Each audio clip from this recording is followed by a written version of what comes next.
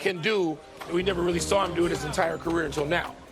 But last week, when they needed to go to it, or they wanted to go to it, I don't know if it was out of necessity, they went back to Jalen Brunson and his being able to run some 1-4 flat and do the kind of things we've seen Jalen Brunson do since becoming a Knick. Both. You're going to need both. You don't know what adjustments necessarily. You can anticipate what adjustments defensively San Antonio will make. But, of course, that is part of what has made a big part, what has made the Knicks so impressive and just so prolific offensively in these playoffs is their ability to, with great versatility, have either one of those players initiate or finish. So both for sure. Are you going to say both, or are you going to give me an answer there, Wendy? I know you talk so much about how they have so many different options and ways to win. What do you think? There's no pigeons. There's no pigeons. That's the thing that the Spurs present, and Oklahoma City. There's nobody for Brunson to attack. What they did, they've done with Brunson his whole career. They find the weakest link defensively, they force the switch, and they let Jalen Brunson, the better offensive player, beat the weakest defensive link on the court. The Spurs don't have any weak defensive links, okay? So that means that they're not going to be able to go to force the switches. And look, it's not like Jalen Brunson can't beat other players off the dribble. He's an elite offensive player. But without the James Harden number to attack, or whoever you want to attack on that perimeter, going to Towns is going to be more of the fastball than the curveball, I expect. And I do not expect the Spurs to put Wemby on Towns early. I think you'll see Julian Champagnie or Devin Vassell as the primary defender. And if Towns is spreading the ball works, then they have their curveball, which is to move the Defensive Player of the Year onto Towns to block those passing lanes. It's a very impactful, powerful defensive weaponry that the Spurs have against it. Let me tell you something right now, y'all. Let me get this out of the way. Jalen Brunson, in 3 meetings against the Spurs this year, averaged 26 on 42% shooting from 3. That needs to continue. Whatever's going to facilitate that happening, that needs to continue happening. Because in the finals, we're ignoring one very important element. Demoralization, remember that word, is incredibly important. You got to snatch cats' hearts from time to time. And it's almost impossible, virtually impossible, imagining that can happen to these Spurs, because they ain't scared of no damn body. But here's what can humble them. You did go to the grueling 7-game series. And even though you're young, emotionally, having not been in this position, okay, only really Harrison Barnes and Cornette have been in this position, you never know the excitability factor and all of this other stuff. I'm saying you're the New York Knicks. You don't want to get, you're 27th in pace of play. You don't want to get into a slow-down role where the Spurs get back on defense and get to set their defense. Hell to the no. Not with Wemby. Not with Wemby out there. Not with Castle out there. Not with all of them out there. Oh, hell no.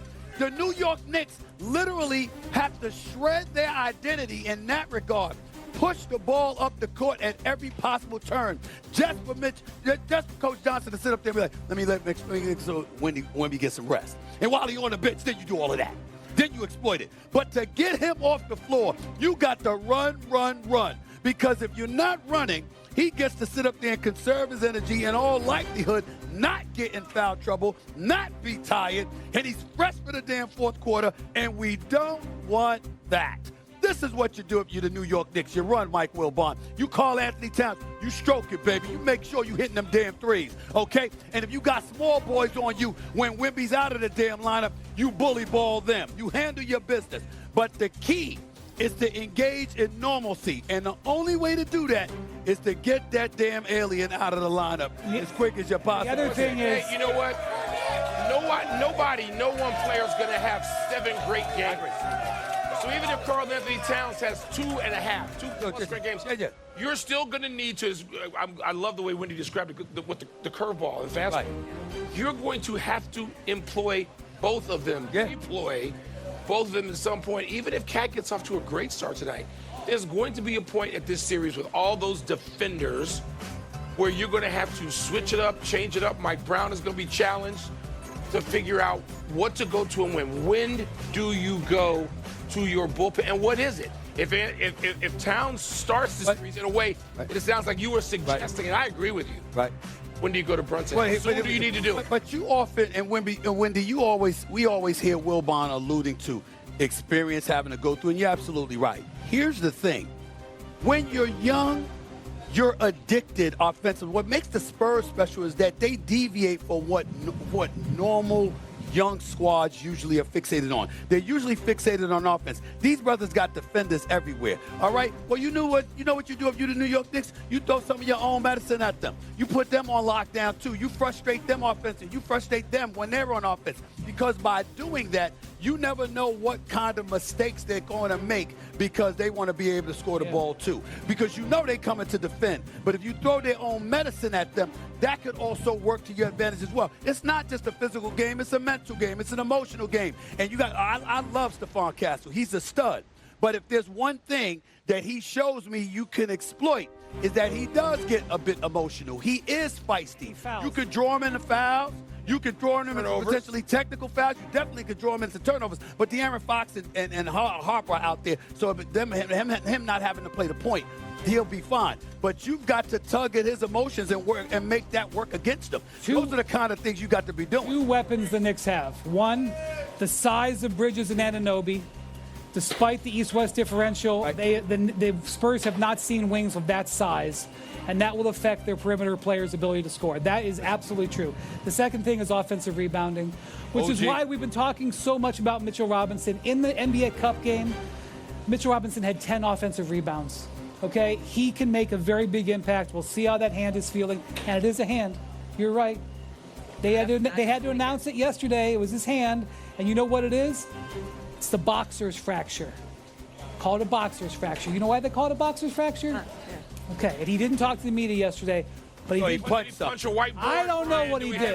I'm just saying, if you go to any ER in the country and you say somebody fractured their fifth metacarpal, they go, that's a boxer's fracture. So look, he didn't explain it, but he did show up in front of the media on the court and show he can do stuff with that hand. I have no idea what will affect him tonight, but I know he only plays 14 minutes. And I know people this week have been saying, why do you guys are talking so much about this guy who plays 14 minutes? Because against the Spurs, the offensive rebounding is a big factor because Wembanyama tries to block shots and he gets out of position, and that's where Mitchell feasts. And the Knicks are probably going to need some offensive rebounding, not just from Robinson, but also from Karl Towns, and that'll be effective. And you need a 7-footer with trouble out to get. That's right. You're not kidding. You could need Mitchell Robinson more than you want. Absolutely. Well, of course, because he can't. And by the way, don't get me wrong. The man can't hit free throws. He's worse than Shaq. I mean, he can't hit free throws. Okay, so listen, free throw shooter. I think he was at 40% this year. It's not very impressive. So I'm not excited about him being on the court when it really, really matters offensively. But I do need those 14 to 15 minutes. I do need those offensive rebounds. I do need those 6 fouls. Okay, not on Karl Anthony Towns. It's him. And by the way, Diawara and others, play everybody. I mean, with Wemby out there, you're going to have to play cats, and they're going to have to show up and produce. Listen, the Knicks can win this series, but the San Antonio Spurs deserve to be the favorites. They deserve to be the favorites. They've been one of the top 2 teams in the NBA all season long. They are here. They got home court advantage. In order for the New York Knicks to win, they got to come and take it. This is not a team that's going to give it to them. They got to come take it. And whatever it takes, damn it, you do it. Okay, and despite them being very young as well, the Spurs are the second youngest team to make the finals since the 1950s. But despite their youth, the Spurs have gotten both offensive and defensive production.